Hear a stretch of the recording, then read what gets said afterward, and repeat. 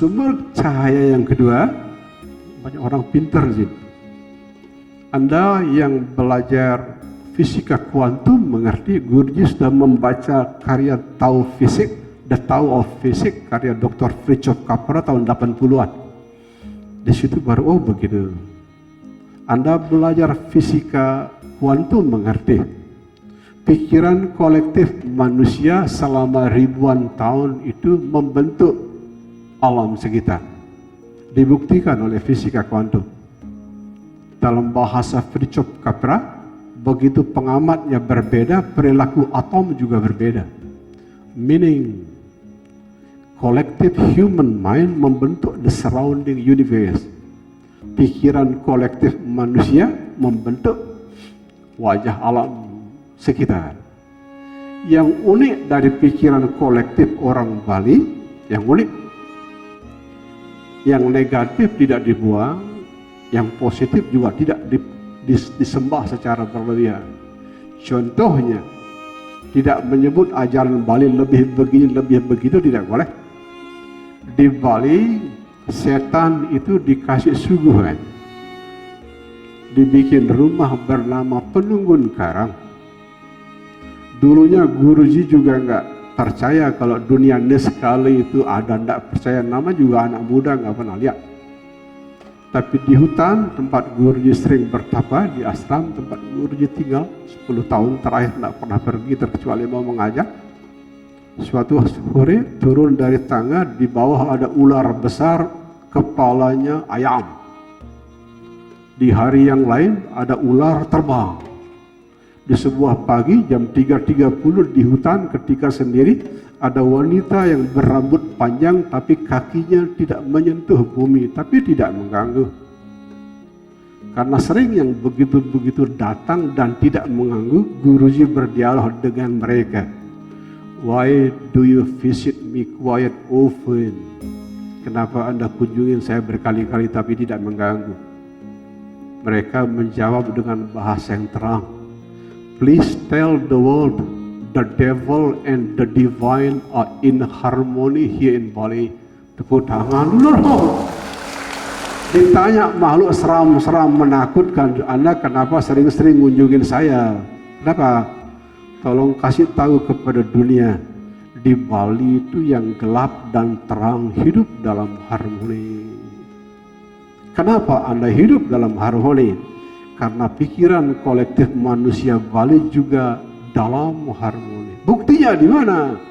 Lihat budayatnya, manusiatnya, dewayatnya.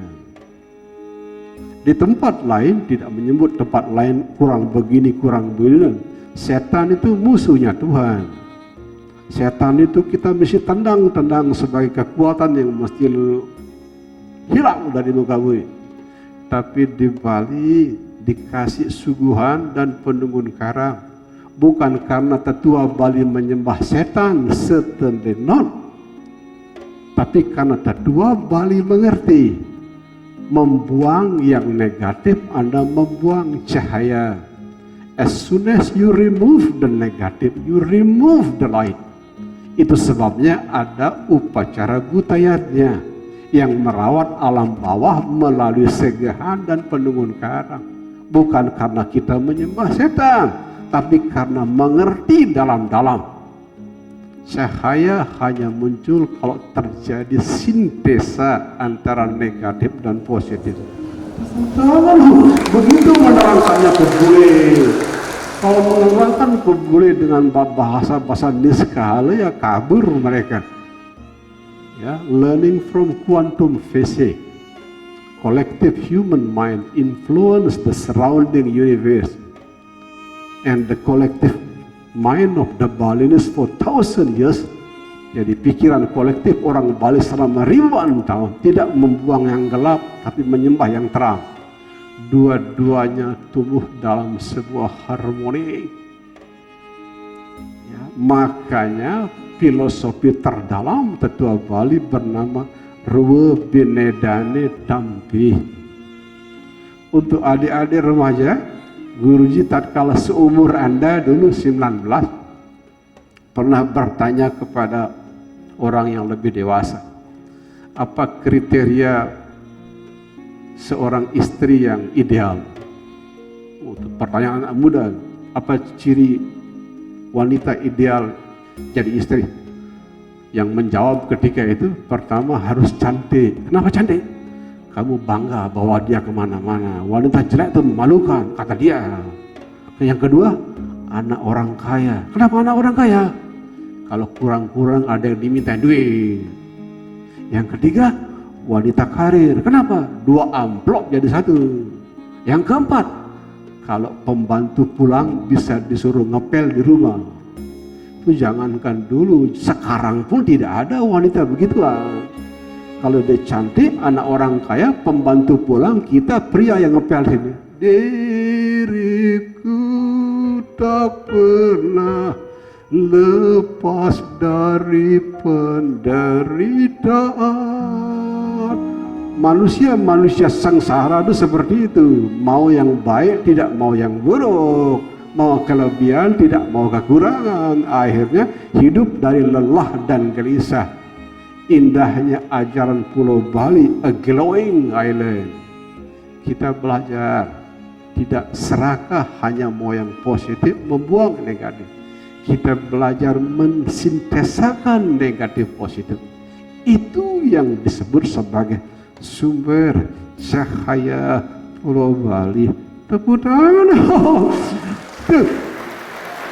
Kalau bahasa ini dianggap terlalu rumit, minta maaf, Guruji tidak punya bahasa yang lebih sederhana dari ini. Kadang-kadang, Anda bicaranya terlalu tinggi, saya nggak bisa lebih rendah dari ini. Karena ini yang bahasa tersederhana yang Guruji punya. Singkat titip Pak Dekan, ya, jadi ini tourism of light. Jadi karena zaman gelap yang dibutuhkan cahaya. Dan kita di Bali punya banyak cahaya. Sumber cahayanya sebagian yang ini. Jadi di Bali sources of light.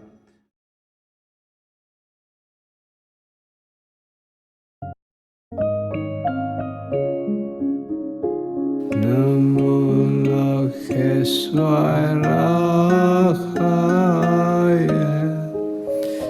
Namo Lokeswara Khaya. Namo Lokeswara